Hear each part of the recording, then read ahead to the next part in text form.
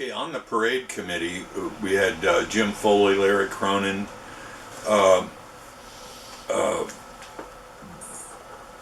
Vince Lynch, Chuck Fox, Tom Mulcahy, and back then we would all meet at the Blarney Stone, and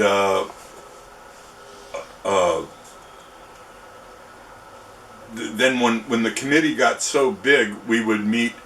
at the Padre Gold, the VFW on Linda Vista and Genesee, and have our meetings there, which was close to the Blarney Stone, and then from there it evolved into the Imperial House.